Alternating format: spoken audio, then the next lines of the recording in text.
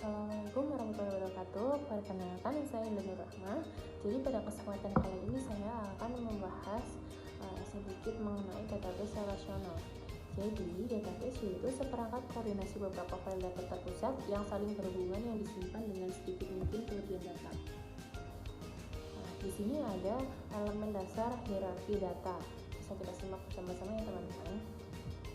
Kemudian sistem manajemen database, yaitu program yang mengelola dan mengendalikan data serta menghubungkan data dan program aplikasi yang menggunakan data yang disimpan dalam database.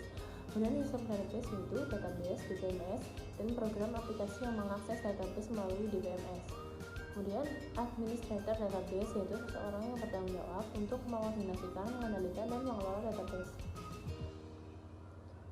Gudang data yaitu database yang sangat besar, berisi data mendetail dan diringkas selama beberapa tahun yang digunakan untuk analisis, bukan pemrosesan data.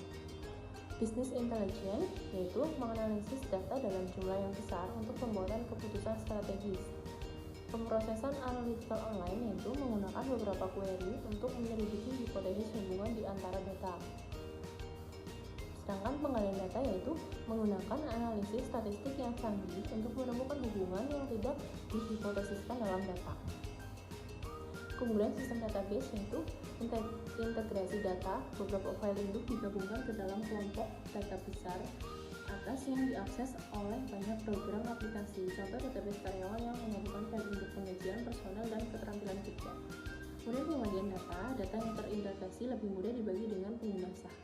Kemudian meminimalkan kelebihan dan inkonsistensi data. Jadi karena item data biasanya hanya disimpan sekali, maka kelebihan dan inkonsistensi data dapat diminimalkan. Kemudian independensi data, karena data dan program yang menggunakan independen satu sama lain, masing-masing dapat diubah tanpa mengubah lainnya. Jadi independensi data memudahkan dalam pemrograman dan penyederhanaan manajemen data. Kemudian analisis lintas fungsional yaitu hubungan seperti hubungan antara biaya penjualan dan kampanye promosi dapat secara eksplisit didefinisikan dan digunakan dalam mempersiapkan laporan manajemen. Pentingnya data yang baik data yang tidak benar pada database dapat mengarahkan kepada keputusan yang buruk, kebingungan, dan pengguna yang marah. Contohnya, pada sebuah perusahaan mengirimkan separuh katalog surat pesanannya ke alamat yang salah. Manajer akhirnya menyelidiki volume besar retur dan keluhan pelanggan, memperbaiki alamat pelanggan dalam database, menghemat $12 juta setahun dalam perusahaan. Kemudian contoh yang kedua, Valparaiso, Indiana menggunakan database country untuk mengembangkan tarif pajaknya. Setelah pemberitahuan pajak dikirimkan, kesalahan yang besar ditemukan. Sebuah rumah senilai $121.900 dinilai pada $400 juta dan menyebabkan kekurangan pendapatan pajak kekayaan senilai $3,1 juta. Akibatnya kota, daerah, sekolah, dan lembaga pemerintahan harus membuat pemotongan anggaran. Kemudian sistem database, tampilan logis dan fisik atas data gitu. Yang pertama, layout catatan. Jadi dokumen yang menunjukkan item yang disimpan dalam file termasuk urutan dan panjang file data serta tipe yang disimpan. Kemudian yang kedua, tampilan logis, yaitu bagaimana seseorang secara konseptual mengelola, menampilkan, dan memahami hubungan antar item data. Kemudian yang ketiga, tampilan fisik, yaitu cara data secara fisik diatur dan disimpan dalam sistem komputer. Nah, berikut fungsi DBM untuk mendukung berbagai tampilan logis data sebagai berikut. Di sini ada tabelnya, bisa kita simak bersama-sama ya teman-teman. Kemudian lanjut, skema, yaitu deskripsi elemen data dalam database, dihubungkan di antara mereka serta model logika yang digunakan untuk mengelola dan menjelaskan data. Kemudian skema level konseptual, yaitu tampilan organisasi yang luas atas keseluruhan database yang mendaftar semua elemen data dan dihubungkan di antara mereka. Kemudian skema level eksternal, yaitu tampilan menggunakan individu terhadap bagian dalam database, juga disebut subskema. Subskema atau subset skema, cara penggunaan mendefinisikan data dan hubungan data. Kemudian ada skema level internal, yaitu tampilan level rendah atas keseluruhan database yang menjelaskan bagaimana data sebenarnya disimpan dan diakses. Nah, di sini ada 3 level skema. Bisa kita lihat contohnya, level eksternal, level konseptual, dan level internal. Kemudian kamus data, yaitu informasi mengenai struktur database termasuk deskripsi setiap elemen data. Nah, di sini ada contoh kamus data. Bisa kita simak bersama-sama ya teman-teman. Kemudian bahasa DBMS. Bahasa definisi data yaitu bahasa DBMS yang membangun kamus data, membuat database, menjelaskan tampilan logis dan merinci catatan atau file hambatan keamanan. Kemudian bahasa manipulasi data yaitu bahasa DBMS yang mengubah isi database termasuk membuat, memperbarui, menyisipkan dan menghapus elemen data. Kemudian bahasa query data yaitu bahasa DBMS level tinggi seperti bahasa Inggris yang berisi perintah kuat dan mudah digunakan untuk mengambil, menyortir, memesan, dan menampilkan data. Kemudian ada penulisan laporan yaitu bahasa DBMS yang merinci pembuatan laporan. Database relasional, yang pertama ada model data yaitu representasi abstrak konten database. Kemudian model data relasional yaitu tabel 2 dimensi, representasi data, setiap baris mempresentasikan entitas khusus dan setiap kolom adalah file tempat catatan atribut disimpan. Kemudian tabel atau tuple yaitu baris dalam tabel yang berisi data mengenai komponen khusus dalam tabel database. Kemudian tipe-tipe atribut, yang pertama kunci utama yaitu atribut database atau kombinasi atribut yang secara khusus mendefinisikan setiap baris dalam database. Kemudian kunci asing yaitu atribut dalam database yang juga kunci utama tabel lain digunakan untuk menghubungkan dua tabel. Nah, di sini ada tabel persediaan untuk S dan S. Kita bisa simak bersama-sama ya teman-teman.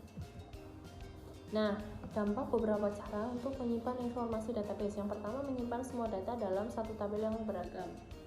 Jadi beberapa masalah yang timbul atau anomali pembaruan yaitu mengelola database secara tidak benar, di mana item kunci non utama disimpan beberapa kali, memperbarui komponen dalam satu lokasi sedangkan lokasi lain tidak diperbarui akan menyebabkan inkonsistensi data. Dan anomali sisipan yaitu mengelola database secara tidak benar yang menyebabkan ketidakmampuan untuk menambah catatan pada database. Kemudian anomali penghapusan yaitu mengelola database secara tidak benar yang menyebabkan hilangnya seluruh data pada suatu entitas ketika sebuah baris dihapus. Kemudian memvariasikan jumlah kolom, dan yang terakhir solusi sepakat tabel. Database relasional yaitu database yang dibangun menggunakan model data relasional.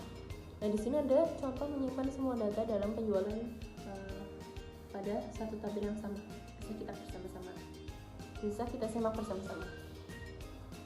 Kemudian di sini ada tabel representasi database relasional yang terstruktur dengan baik. Jadi persyaratan database relasional itu setiap kolom baris harus dinilai tunggal, kunci utama tidak bisa nol. Jadi antara integritas entitas yaitu kunci utama non-nol, memastikan bahwa setiap baris dan tabel mempresentasikan sesuatu dan dapat diidentifikasi.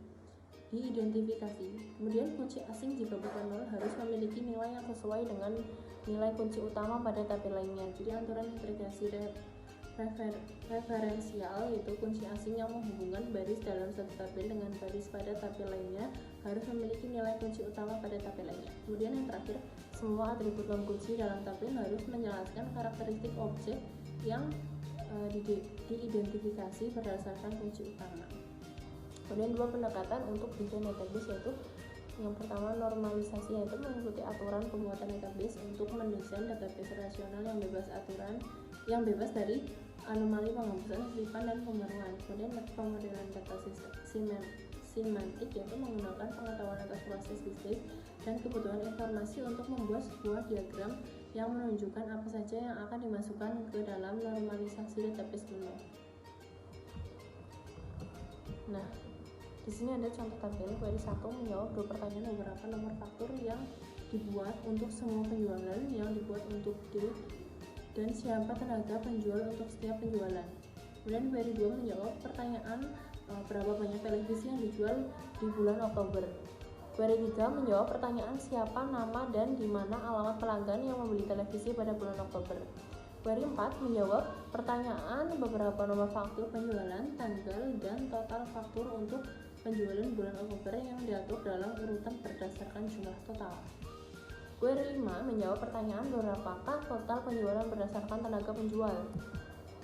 Nah, roadmap sistem database dan masa depan akuntansi. Jadi keuntungan signifikan dari sistem database yaitu kemampuan dalam membuat query ad hoc untuk menyediakan informasi yang dibutuhkan pada pembuatan keputusan. DBMS relasional dapat menampung berbagai pandangan fenomena mendasar yang sama. DBMS relasional dapat mengintegrasi data keuangan dan operasional dan memiliki potensial untuk meningkatkan penggunaan dan nilai informasi akuntansi. Jadi sekian penjelasan mengenai database relasional, semoga dapat dimengerti. Terima kasih, mohon maaf bila ada kesalahan. Wassalamualaikum warahmatullahi wabarakatuh.